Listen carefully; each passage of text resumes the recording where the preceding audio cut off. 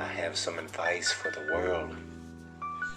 I swear, I seen something in what looked like. What was your most embarrassing moment? Probably this interview. Man, I promise you I won't be back on this crack. This is where one man is forced to devour multiple insects at one sitting to be declared. What's up, everyone? You guys are watching Mercilezz Monsters.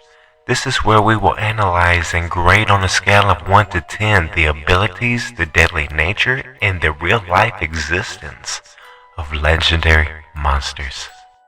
Enjoy the flight. We're going to Guatemala. This tiny country is the most populous in Central America with over 17 million people. Possibly one of the hottest countries with more than 30 active volcanoes, and is a melting pot of more than 20 native languages that are still being spoken. But despite all the people who live there and all of the molten lava spewing across the nation, only one man, or should I say monster, can claim to be the hottest around, as his spell steals the hearts of numerous women, and the only language he is fluent in is the language of love. Let me introduce you to El Sombreron.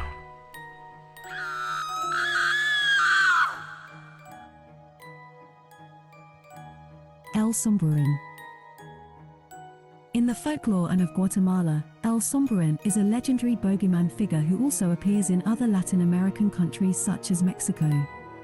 He also is known by other names such as Sissamite, Supicio, and the Goblin, but generally appears as a short male dressed all in black. He wears a thick black, shiny belt and black shiny boots that click when he walks. On his head, he wears a large black sombrero hat. He often has a horse and will braid its mane and tail. His favorite occupation is to court young ladies who have large dark eyes and long black hair which he likes to braid for her. He will serenade and play his guitar for her, but will also place soil on her plate and she will have problems eating and sleeping. His favorite time to appear is at dusk, when he can sometimes be seen leading a line of 4 mules around the city or its urban districts. When a girl responds favorably to his advances, he will tie his mules to her house and begin to serenade her by singing and playing his guitar. Sometimes he will dance for her. It is said by some residents of Parroquia Villa and La Recolección districts in La Antigua, Guatemala, that when there is a full moon he can still be seen at times wandering through the streets. Susanna. One legend of El Sombreron tells how an attractive young woman named Susanna from La Recolección was troubled by this strange, amorous spirit. Susanna was the daughter of a woman who was the owner of a local store. She was very pretty with long dark hair and big hazel eyes. One pleasant summer night she was sat out on her balcony watching the stars come out when she was approached by a rather short man dressed all in black wearing a large black sombrero hat. He was carrying a silver guitar slung over his back. He stood below her balcony looking up to her, and he sang and strummed his guitar and she fell under his spell. Luckily her mother looked out and called her inside, but from that moment on Susanna could not get the strange man out of her mind. In fact, he would appear out of nowhere either in the house or outside and begin playing his guitar and singing to her. Sometimes he would begin to braid her long dark hair while she appeared helpless to stop him. Strangely, each time she was given a plate of food it was found to be contaminated with soil. It made no difference who prepared it or who served it to her, it still became contaminated, preventing her from eating properly, and her health began to suffer.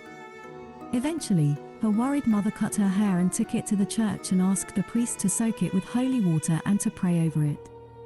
The priest did as he was asked, and after a few days, the strange little man stopped bothering her. Another victim.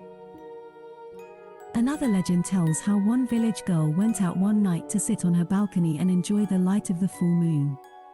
She was surprised to hear the sound of a guitar playing and a soothing voice singing a beautiful serenade.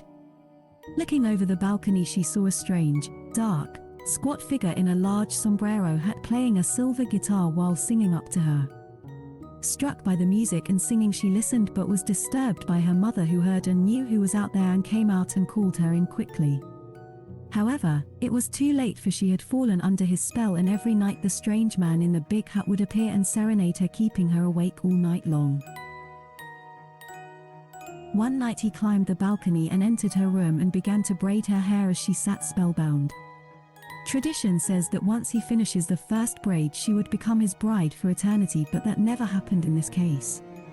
Although she was under his spell, El Sombreron likes to keep moving from one girl to the next, and he grew bored with her and moved on to another victim. Although he has them under his spell, rather than marry them, he prefers to throw stones and dirt in their food so that they cannot eat and slowly starve and die of a broken heart. That is what happened to this poor girl. Warning.